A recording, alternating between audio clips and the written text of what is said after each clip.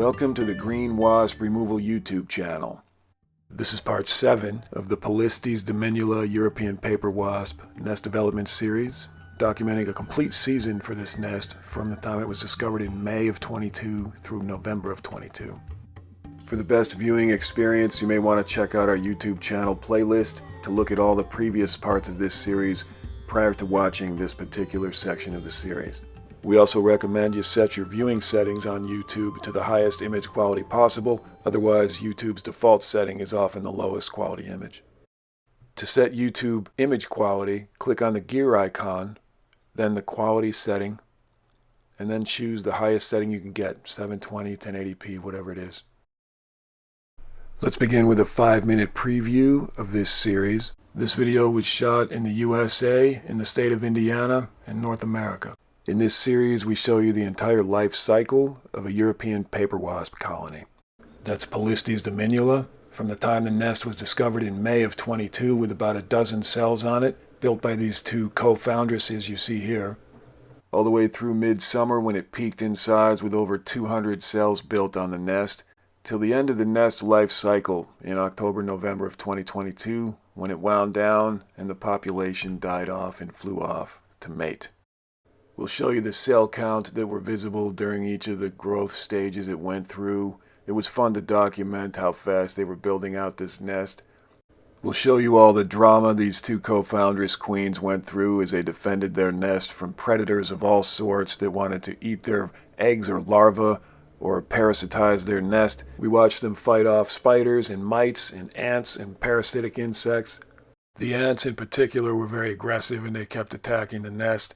You'll see this ant crawled right into one of the cells and tried to eat one of the eggs right there. The wasp turns around, sets off her alarm buzzing wings, and she grabs it by the leg and throws it right out of there. This was a very common occurrence. It was a daily thing, having to fight for their nest, fight for their territory. We couldn't help but be impressed at the number of times they used their wasp judo, just grabbing the leg or the antenna of the invader and just chucking it off the nest. There were parasitic wasps coming at them. They were always on alert and vigilant. They fought off mites and they fought off other types of insects that attempted to live in or around the nest. There's a whole related ecosystem of insects that target wasp nests and wasp larvae. We'll show you what it looks like when the wasp queens lay eggs inside the cells, which is what you see here. We'll show you all the life stages inside the nest, from the eggs to the newly hatched larva, to the mature larva, all the way through to the pupating larvae that become adult wasps when they chew their way out of the cell after pupation. And we'll also show you what it looks like when the pupating wasps, who have developed through the egg and larva stage, are born and chew their way out of the pupating silk caps that they cover their cells with. And we'll show you the process of how they go out to forage for wood fiber, which they collect off of aged wood, and they fly it back to the nest, where they will inspect the nest and decide which cell they want to work on, and they'll build each cell one at a time, and they'll maintain any that need repair with that material. We'll also show you how they bring back insect protein that they hunt in the wild, they share it with each other, and they malaxate it, which means they chew it up into a fine pulp, and they use that food to feed their larvae. And we'll show you that process in detail. You don't have to watch a wasp colony very long to find out what good biological control agents they are, reducing populations of insects around your property. Unfortunately, with invasive species, this goes both ways. It can be damaging to the local ecosystem if they're reducing the amount of resources available to our native wasps, who rely basically on the same insect population to feed their larvae. We'll show you how they bring nectar back and create a honey-like substance for food. They also bring back water, and they attach droplets to the cell walls to hydrate the nest and keep it cool. We'll show you the process of Trophallaxis, which is where they engage in mouth-to-mouth exchange of fluids. You'll see how the two foundresses engage in dominance behaviors, such as here, where they're nipping at each other and headbutting each other. And you'll see as the dominance hierarchy becomes established on the nest, The alpha female will shake her abdomen like a rattlesnake, and she'll sort of nibble at the heads of the others until they drop their antenna and bow down to the queen, and that's how they maintain dominance on the nest. And we'll show you examples of that. We'll show you how later in the season the males begun to be born in the nest, and the reproductive females who are going to be queens the following season. After they hibernate, they'll go out and start colonies. So the goal of this video is to show you the complete life cycle of a Polistes Dominula nest. The European paper wasp. They're very, very common now as invasive species here in North America. You will probably see these this upcoming spring and summer. So keep an eye out for these, and we hope when you see them next, you'll know exactly how they operate. As always, we thank you for being here. We had a great time in the 6 months that we began the channel in 2022, and we hope to bring you a lot more fun content in 23. Here we'll step back in time to July of 2022, and we'll pick up where we left off at the end of part 6.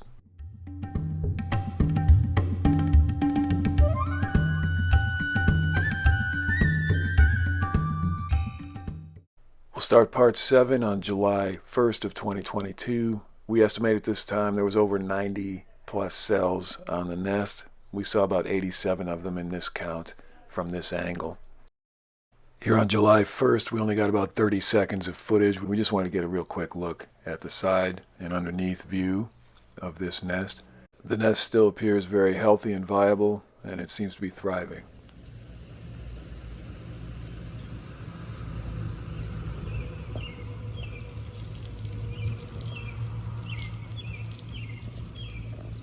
Here you can see a lot of larvae still in the nest, and it's growing fast. You can see a lot of pupating wasps now with their silk caps woven. Several adult workers already born. We've already seen a male born in this series.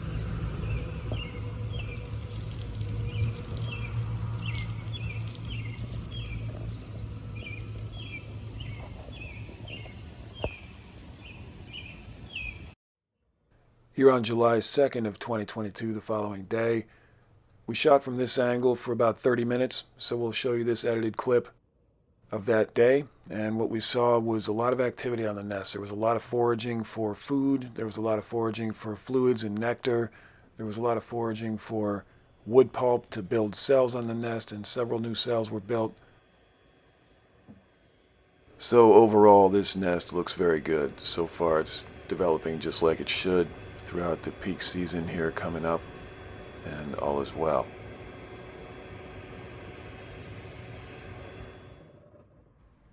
Here we see a wasp engaged in fanning, and what this is when they flap their wings very rapidly, they can lower the temperature of the nest by blowing air across the cells of the nest.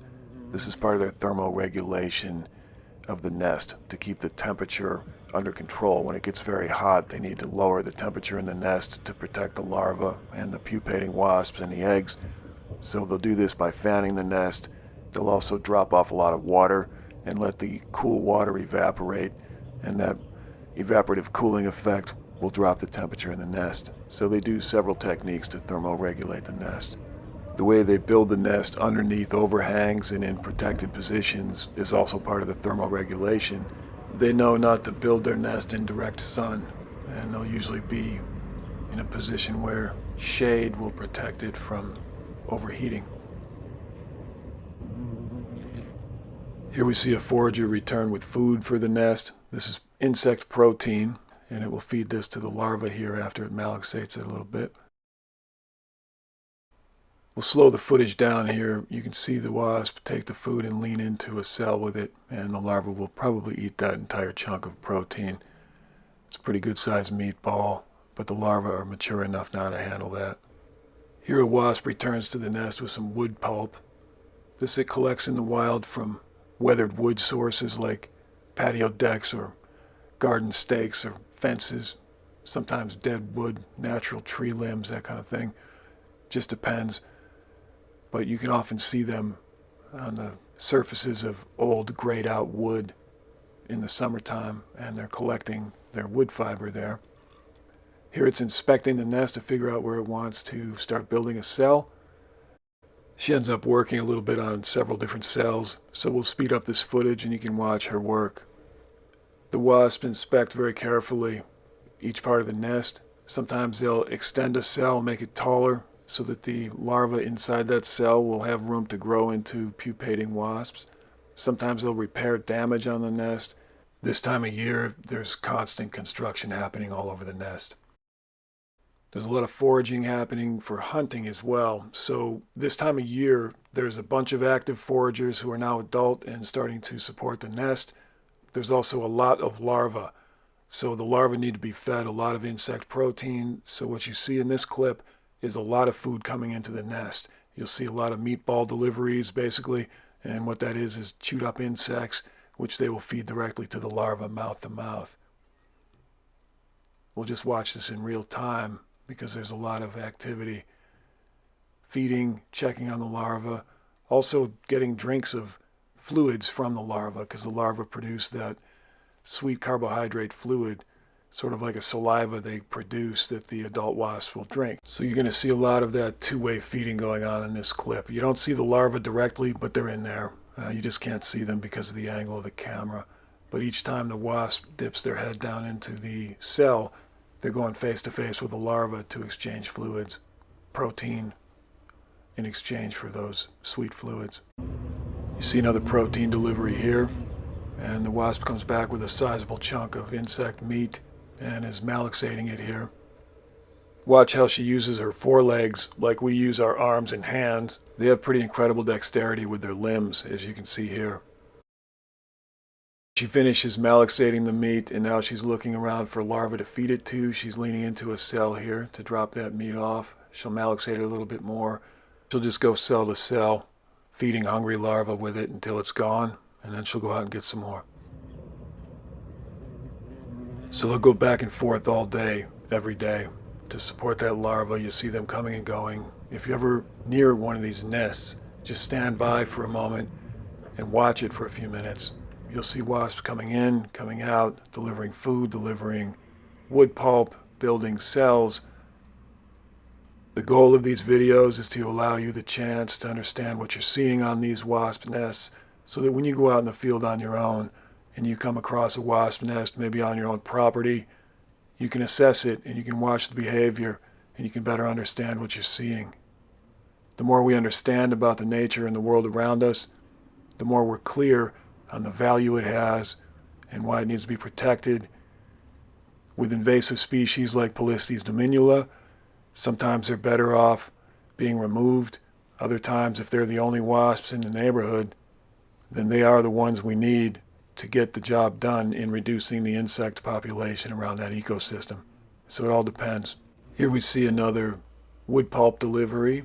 So it looks like they're about to build another cell on the nest. We'll show you that here and fast forward, save some time while we watch that process. As you can see, there's a huge amount of energy being expended by each individual wasp that's foraging or building, hunting, malaxating food, feeding the larva. It's an intense amount of work.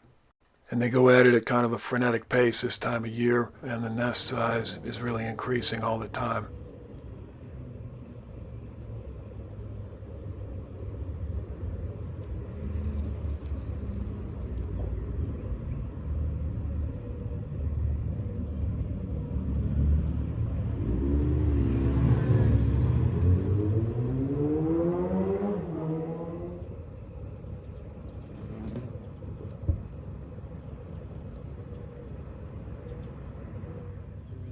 Here you see a wasp fly in from foraging just in time for an ant attack. From the bottom of the frame, take a look, you'll see an ant coming up, trying to get to the nest, and a wasp just immediately attacks it and drops it off the nest and flies with it as it falls away from the nest. We'll show that to you again here in slow motion. They react so quickly, it's hard to see it in real time. You can see the ant approach, and as soon as the defender becomes aware of it, she starts tracking it. Then another wasp turns around and becomes aware of it. And together, they immediately strike at the ant at the same time. Boom. They knock it away from the nest. One falls with it and flies. The others stay on guard. Here the defender that fell away returns, and they all stay on alert because this is a daily thing. They're fighting for their survival every single day. There's ant attacks every day. There's other things coming at them, mites and parasitic insects, all kinds of stuff. So one question that comes up a lot is, why don't these wasps simply eat the ants and feed it to the larvae. Since the ants are constantly coming to the nest, it's sort of like a food delivery walking to the nest. However, it turns out that wasps generally don't like to eat ants. They prefer a softer bodied insect with more meat and more fatty liquid type body forms. And ants are just sort of lean and mean, and they are pretty good fighters. When ants attack in force, they've been known to completely destroy an entire wasp nest and kill everything in it. So they have the ability to do that. Wasps probably evolved to know that, and so they instinctually just throw them away as soon as possible rather than trying to fight them and eat them. There may also be compounds produced within the ant's body that protect it from being eaten by other insects. For example, they produce formic acid. Evidently, a lot of species of ants will produce that. So it's possible something like that would make the wasps find the ant less palatable. So as you see here, there's plenty of other food sources coming into the nest all the time. So they probably simply don't need ants either. You can see this wasp malaxating another piece of insect meat. There certainly seems to be no shortage of food for this nest.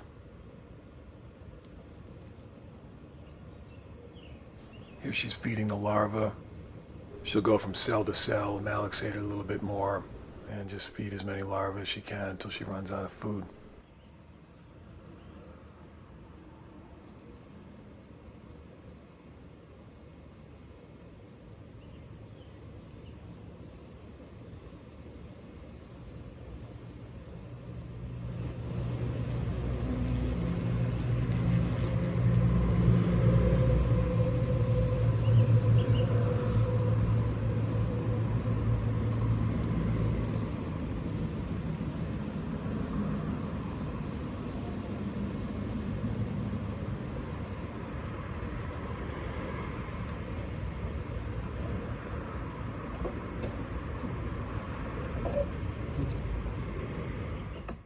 Here we see another species of Polistes wasp called a northern paper wasp, or Polistes Fuscatus, visit the nest.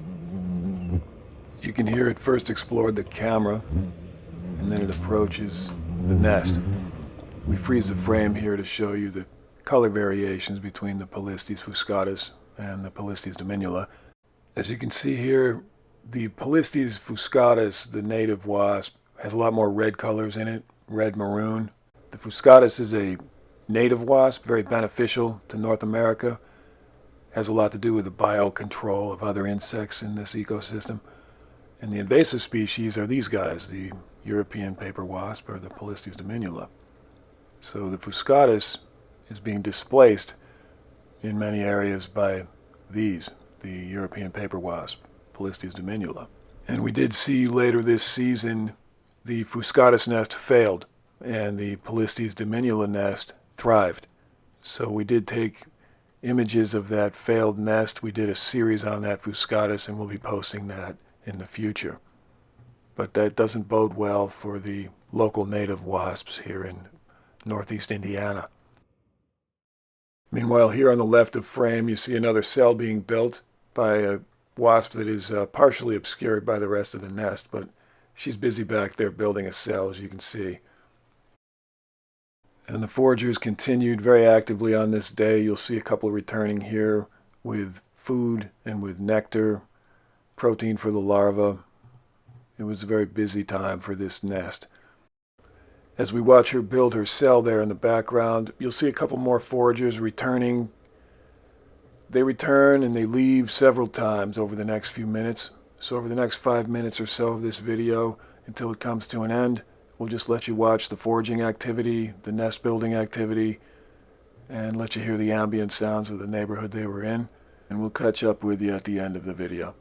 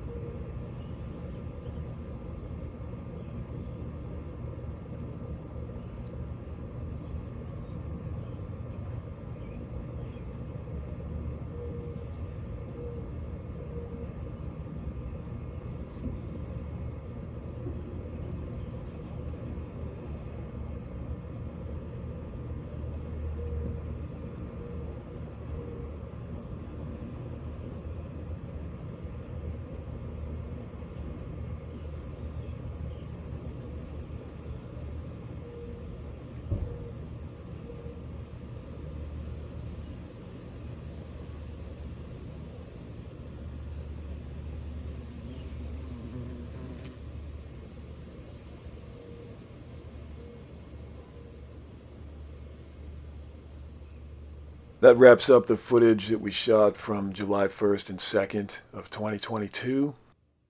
Thanks for watching. Please stay tuned for part 8. That'll be coming up soon. In the meantime, take care and have a good one.